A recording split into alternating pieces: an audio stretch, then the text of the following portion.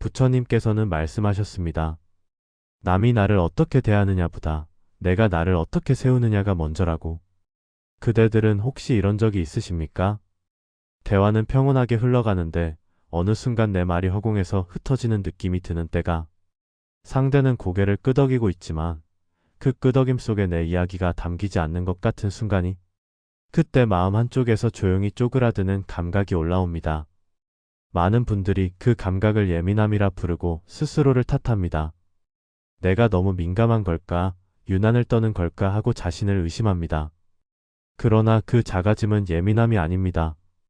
관계가 보내는 신호입니다. 마음이 무언가와 접촉할 때 느낌이 일어나고 그 느낌은 코 촉고 시름의 방향으로 굳어집니다. 이것은 불교에서 말하는 수의 작용입니다. 접촉이 있으면 느낌이 따르고 느낌이 있으면 반응이 따릅니다. 문제는 그 굳어짐을 알아차리지 못한 채 지나가 버리는 데 있습니다. 작아지는 순간은 싸움이 아닙니다. 내 안에서 일어나는 첫 번째 알림입니다.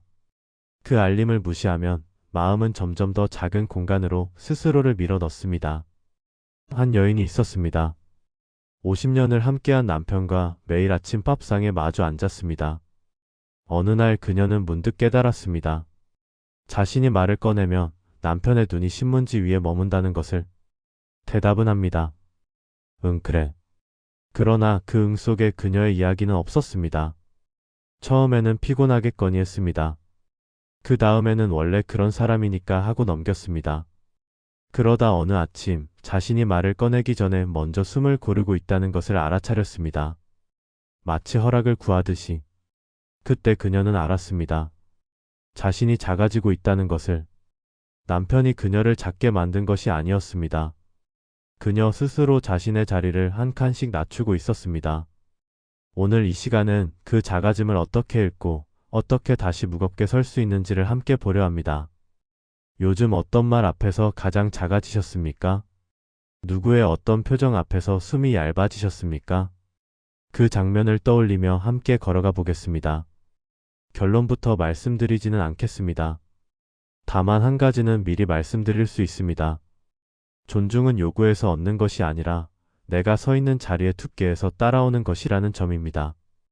그 두께를 어떻게 만들 수 있는지 천천히 살펴보겠습니다. 그 전에 구독과 좋아요 부탁드립니다. 먼저 무시라는 것의 얼굴을 들여다보아야 합니다. 그것은 우리가 생각하는 것처럼 거친 얼굴로 오지 않습니다. 오히려 아주 조용하고 때로는 친절하기까지 한 얼굴로 다가옵니다.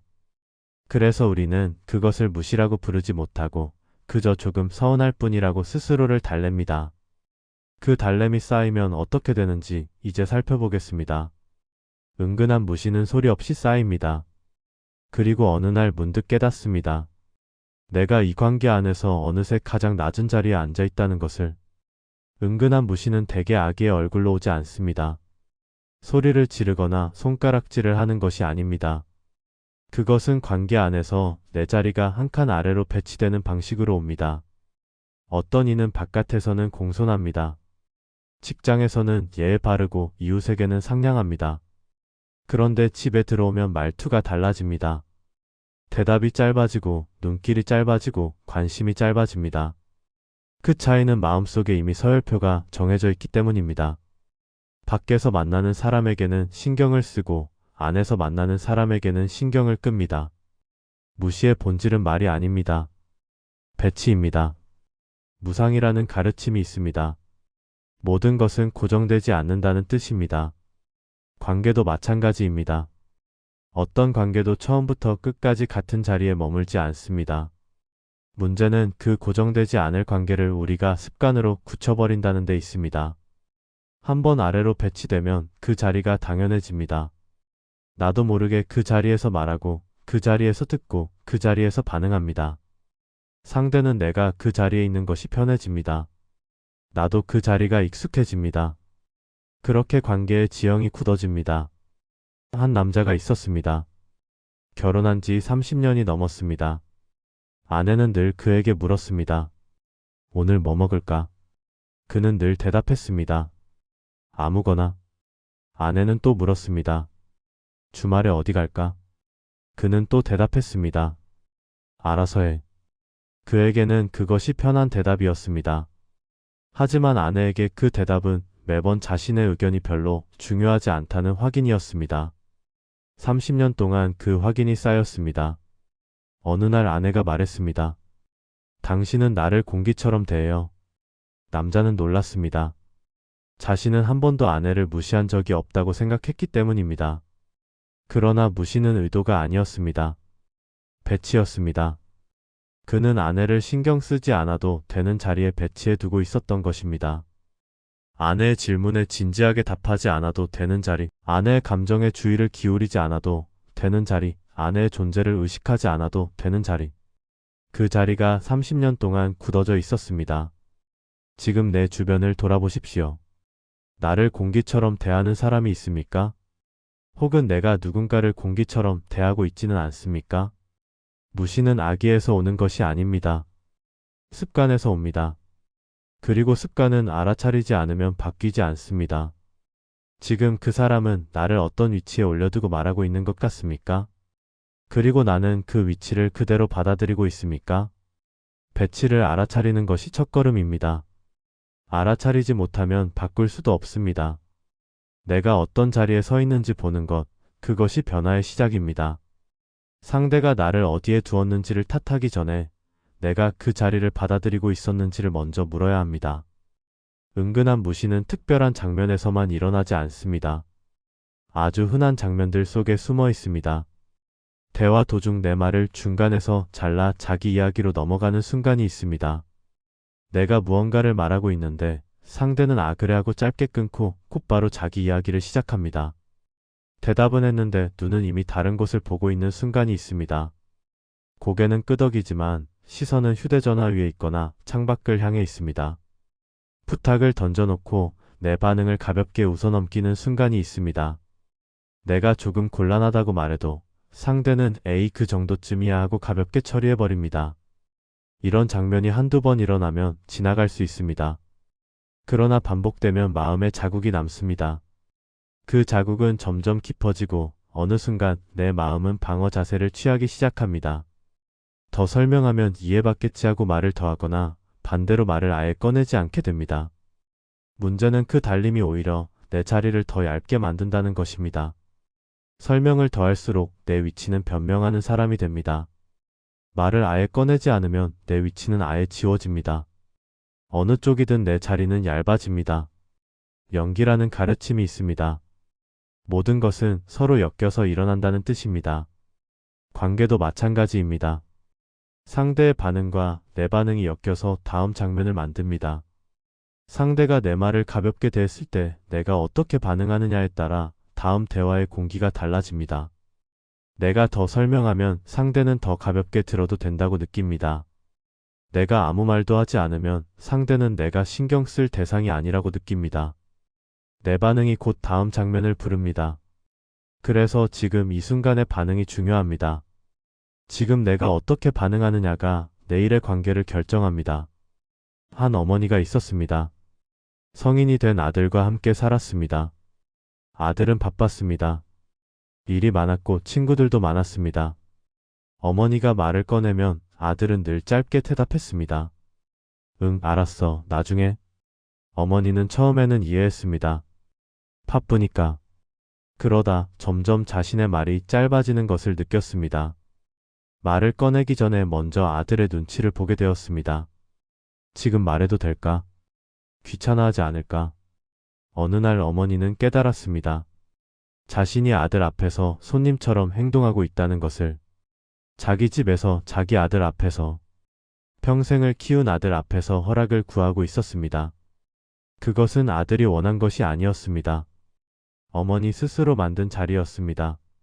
아들의 바쁨을 배려한다는 이름으로 어머니는 자신의 자리를 스스로 낮추고 있었던 것입니다. 최근 가장 자주 겪는 장면은 무엇이었습니까? 그때 나는 어떤 반응을 습관처럼 했습니까? 내 반응이 내 자리를 만들고 있다는 것을 기억하십시오. 아침에 따뜻한 김이 오르는 찻잔이 있습니다. 손으로 감싸면 온기가 전해집니다. 그런데 움켜쥐면 어떻게 될까요? 더 뜨겁기만 하고 손은 데입니다. 찻잔의 온기를 느끼려면 가볍게 감싸야 합니다. 움켜쥐면 안 됩니다. 관계의 자리도 비슷합니다. 붙들수록 열기가 올라옵니다. 내가 맞다는 열기, 내가 이해받아야 한다는 열기, 내가 존중받아야 한다는 열기. 그 열기는 나를 뜨겁게 하지만 상대에게는 부담이 됩니다. 그래서 상대는 더 멀어지고 나는 더 붙들게 되고 관계는 점점 더 뜨거워지다가 어느 순간 식어버립니다. 붙들면 붙들수록 멀어지는 역설이 여기에 있습니다. 공이라는 가르침이 있습니다. 공은 허무가 아닙니다. 고정된 본질이 없다는 뜻입니다. 내 자리가 원래부터 낮았던 것이 아닙니다. 반복이 그렇게 보이게 만들었을 뿐입니다. 상대가 나를 가볍게 대하고 내가 그것을 받아들이고 다시 상대가 더 가볍게 대하고 내가 또 받아들이는 반복 속에서 그 자리가 굳어진 것입니다. 고정된 본질이 없다면 그 자리는 바뀔 수 있습니다. 문제는 어떻게 바꾸느냐입니다. 상대를 바꾸려고 하면 실패합니다. 상대의 마음은 내 손 안에 있지 않기 때문입니다. 바꿀 수 있는 것은 상대의 성격이 아닙니다. 상대의 마음을 내 마음대로 할 수는 없습니다. 바꿀 수 있는 것은 내가 내보내는 숨결의 방향입니다. 내가 어떤 자세로 서 있느냐, 내가 어떤 속도로 말하느냐, 내가 어떤 눈길로 상대를 보느냐. 그것은 내가 정할 수 있습니다. 상대가 내 말을 가볍게 대할 때 내가 더 설명하지 않고 멈추는 것. 그 멈춤이 숨결의 방향을 바꿉니다. 상대가 내 부탁을 가볍게 넘길 때 내가 다시 부탁하지 않고 조용히 거두는 것. 그 거둠이 숨결의 방향을 바꿉니다. 작은 변화가 큰 흐름을 만듭니다. 자리는 의자가 아닙니다. 숨결로 굳습니다. 내가 내쉬는 숨결이 움츠러들면 자리는 작아집니다. 내가 내쉬는 숨결이 고요하면 자리는 단단해집니다. 나는 무엇을 붙들고 있었습니까? 인정받고 싶은 마음입니까? 이해받고 싶은 마음입니까? 사랑받고 싶은 마음입니까? 그 붙듦이 오히려 자리를 흔들고 있지는 않았습니까? 찻잔을 움켜쥐지 마십시오. 가볍게 감싸십시오. 그러면 온기가 제대로 전해집니다. 관계도 마찬가지입니다. 붙들지 않을 때 비로소 제대로 닿습니다. 놓아야 잡히는 것들이 있습니다. 존중도 그 중 하나입니다. 움켜쥐면 빠져나가고 열어두면 스스로 찾아옵니다. 많은 분들이 이렇게 생각합니다. 조용히 설득하면 좋아지겠지. 내 마음을 알리면 달라지겠지. 진심을 보여주면 상대도 변하겠지. 그래서 한 번 더 설명합니다. 한 번 더 이야기합니다. 한 번 더 마음을 엽니다. 그러나 그 시도 자체가 덫이 되기도 합니다. 설명하는 순간 나는 이미 낮은 자리에 서 있습니다. 이해시켜야 하는 사람, 납득시켜야 하는 사람, 인정받아야 하는 사람. 그 자리에서 말하면 말할수록 자리는 더 낮아집니다. 설명이 길어질수록 내 목소리는 작아지고 상대의 귀는 닫힙니다. 버리려는 마음조차 집착이 될 수 있다는 가르침이 있습니다. 무시를 없애겠다는 열망도 마찬가지입니다. 그 열망이 대화의 중심이 되면 나는 더 낮은 자리에서 설명하는 사람이 됩니다. 상대는 내 설명을 듣고 고개를 끄덕이고 알았어 하고 말하고 다음날 똑같이 행동합니다. 그러면 나는 또 설명합니다. 또 이해시키려 합니다. 이 반복 속에서 내 자리는 점점 더 얇아집니다. 설명은 상대를 바꾸지 못합니다. 오히려 나를 지치게 할 뿐입니다. 그래서 필요한 것은 한 번의 긴 설명이 아닙니다. 그 순간 머무르지 않는 짧은 전환입니다. 무주라는 가르침이 있습니다. 머무르지 않는다는 뜻입니다. 상대가 내 말을 가볍게 대하는 순간, 그 순간에 머무르지 않는 것입니다. 더 설명하지 않고, 더 이해시키려 하지 않고 그냥 멈추는 것입니다. 그 멈춤이 긴 설명보다 더 많은 것을 말합니다. 말이 없을 때 비로소 상대는 생각하기 시작합니다. 내가 말을 쏟아내는 동안 상대는 듣지 않습니다. 내가 멈추었을 때 비로소 상대의 귀가 열립니다. 한 부부가 있었습니다. 아내는 늘 남편에게 자신의 감정을 설명했습니다. 당신이 이렇게 하면 내가 얼마나 속상한지 알아요? 남편은 늘 대답했습니다. 알았어, 미안해. 그리고 다음날 똑같이 행동했습니다. 아내는 또 설명했습니다. 이 반복이 10년 넘게 이어졌습니다. 어느 날 아내는 설명을 멈췄습니다. 남편이 가볍게 대하는 순간 아무 말도 하지 않고 자리를 정리하고 자기 방으로 들어갔습니다. 남편은 처음에 의아해했습니다. 왜 아무 말도 안 하지? 그 의아함이 쌓이자 남편은 스스로 물었습니다. 내가 뭘 잘못했지? 설명보다 멈춤이 상대를 생각하게 만들었습니다. 10년간의 설명이 하지 못한 일을 며칠간의 침묵이 해냈습니다. 오늘부터 이야기가 끊기는 순간 내 마음이 어디에 머무는지 먼저 알아차려 보시겠습니까? 머무르지 않는 것이 가장 강한 말이 될 때가 있습니다. 침묵이 천마디보다 무거울 때가 있습니다. 참는 부부와 멈추는 부부가 있습니다. 겉으로 보기에는 비슷해 보입니다. 둘 다 싸우지 않습니다. 둘 다 조용합니다. 그러나 안을 들여다보면 다릅니다. 참는 부부는 매번 넘어갑니다. 분위기를 지키려고, 싸움을 피하려고, 평화를 유지하려고 넘어갑니다. 그러나 그 분위기 속에서 상대는 점점 더 자연스럽게 가볍게 말하게 됩니다. 참는 쪽의 자리는 점점 더 얇아집니다. 참음은 평화처럼 보이지만 실은 천천히 무너지는 것입니다. 멈추는 부부는 다릅니다. 말이 끊기는 순간 더 덧붙이지 않습니다. 상대가 가볍게 대하면 설명하지 않고 조용히 자리를 정리합니다. 필요할 때만 짧게 말합니다. 자신의 리듬을 지킵니다. 여기서 중요한 것은 싸움이 아닙니다. 더하지 않음입니다. 그 더하지 않음이 내 자리를 다시 두껍게 만듭니다. 멈춤은 포기가 아닙니다. 나를 지키는 방식입니다. 한 남자가 있었습니다. 아내가 늘 자신을 가볍게 대한다고 느꼈습니다. 처음에는 화를 냈습니다. 왜 나를 그렇게 대하느냐고. 아내는 무슨 소리냐고 반문했습니다. 싸움이 되었습니다.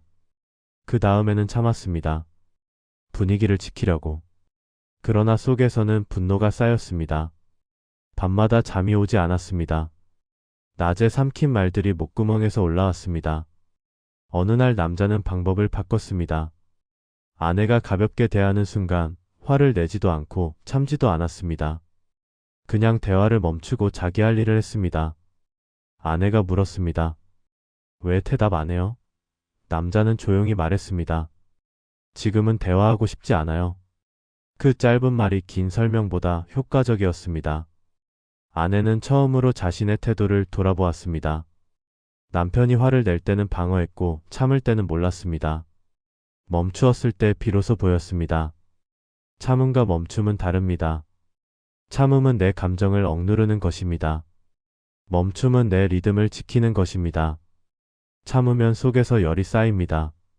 멈추면 바깥이 고요해집니다. 참으면 내가 소진됩니다.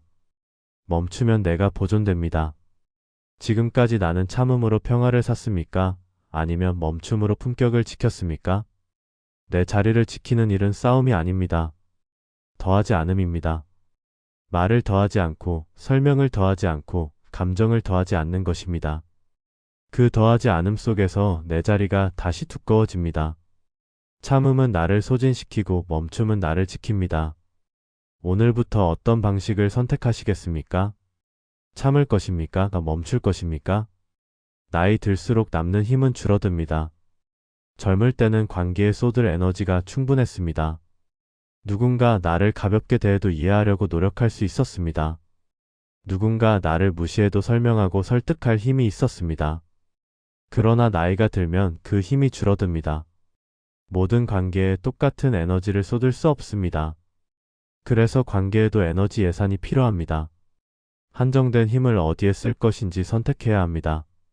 모든 곳에 쓰면 정작 소중한 곳에 쓸 힘이 남지 않습니다. 자비라는 가르침이 있습니다. 자비는 다 받아주는 것이 아닙니다. 나와 상대를 함께 살리는 거리와 방식까지 포함합니다. 어떤 관계는 가까이 있을수록 좋습니다. 서로에게 힘이 됩니다. 어떤 관계는 거리를 두어야 좋습니다. 가까이 있으면 서로를 소진시킵니다. 자비는 그 구분을 할 줄 아는 것입니다. 모두에게 똑같이 가까이 있는 것이 자비가 아닙니다. 각 관계에 맞는 거리를 찾는 것이 자비입니다. 나를 아끼는 것도 자비입니다. 나를 소진시키면서까지 베푸는 것은 자비가 아니라 집착입니다. 그래서 삶의 배치를 바꾸어야 할 때가 있습니다. 내 말을 가볍게 다루는 사람에게는 말을 더 보태지 않습니다. 대화의 속도를 늦춥니다. 가벼운 부탁을 던지는 사람에게는 즉답을 미룹니다. 생각해 볼게요 하고 시간을 둡니다. 함부로 선을 넘는 사람에게는 조용히 일정을 줄입니다. 만남의 횟수를, 통화의 길이를, 연락의 빈도를. 이것은 차갑게 대하는 것이 아닙니다. 나를 지키면서 관계를 유지하는 방법입니다. 한 여인이 있었습니다. 평생을 베풀며 살았습니다. 가족에게, 친구에게, 이웃에게 부탁이 오면 거절하지 못했습니다. 도움이 필요하다면 내일을 미루고라도 달려갔습니다. 그것이 좋은 사람이라고 믿었습니다. 그러나 나이 들어 몸이 아프자 주변이 조용해졌습니다. 베풀 때는 찾아오던 사람들이 받을 것이 없어지자 발길을 끊었습니다. 여인은 처음에 서운했습니다. 그러다 깨달았습니다. 자신이 관계의 예산을 잘못 썼다는 것을. 모두에게 똑같이 쏟느라 정작 소중한 관계에 쏟을 힘이 남지 않았다는 것을. 여인은 배치를 바꿨습니다. 진심으로 곁에 있는 몇 사람에게만 에너지를 쏟았습니다. 나머지에게는 조용히 거리를 두었습니다. 그러자 삶이 가벼워졌습니다. 남은 힘으로 자신을 돌볼 수 있게 되었습니다. 나는 지금 누구에게 무엇을 위해 내 에너지를 가장 많이 쓰고 있습니까? 그 사람은 그만큼의 에너지를 받을 만한 관계입니까? 노년의 관계는 사랑만으로 지켜지지 않습니다. 우선순위로 지켜집니다. 모두를 품으려 하면 아무도 제대로 품지 못합니다. 선택해야 합니다. 그 선택이 나를 살립니다. 오늘 당장 할 수 있는 실천은 크지 않아도 됩니다. 작은 것부터 시작하면 됩니다. 말이 끊기는 순간 더 설명하지 않고 멈추기. 가볍게 넘겨진 부탁은 다시 꺼내지 않기. 선을 넘는 태도에는 조용히 거리를 두기. 이 세 가지만으로도 달라집니다. 거창한 선언이 필요하지 않습니다. 작은 멈춤이 큰 변화를 만듭니다. 오늘 한 번의 멈춤이 내일의 자리를 바꿉니다. 중도라는 가르침이 있습니다. 중도는 참거나 터뜨리거나의 양끝이 아닙니다. 흔들리되 무너지지 않는 가운데 길입니다. 참으면 속에서 무너집니다. 터뜨리면 밖에서 무너집니다. 멈추면 무너지지 않습니다. 멈춤은 가운데 길입니다. 감정을 억누르지도 않고, 감정을 터뜨리지도 않고, 감정을 알아차리고 한 걸음 물러서는 것입니다. 그 한 걸음이 나를 지킵니다. 그 한 걸음이 관계를 지킵니다. 관계는 오래된 정만으로 지속되지 않습니다. 30년을 함께했다고 관계가 저절로 유지되는 것이 아닙니다. 내가 나를 어떻게 세우느냐에 따라 관계는 새로 정렬됩니다. 내가 작아지면 상대는 더 크게 행동합니다. 내가 단단하게 서면 상대도 자세를 고칩니다. 관계의 지형은 고정되어 있지 않습니다. 내가 서는 방식에 따라 달라집니다. 어제의 관계가 오늘을 결정하지 않습니다. 오늘 내가 어떻게 서느냐가 내일을 결정합니다. 이제 한 문장만 남기겠습니다.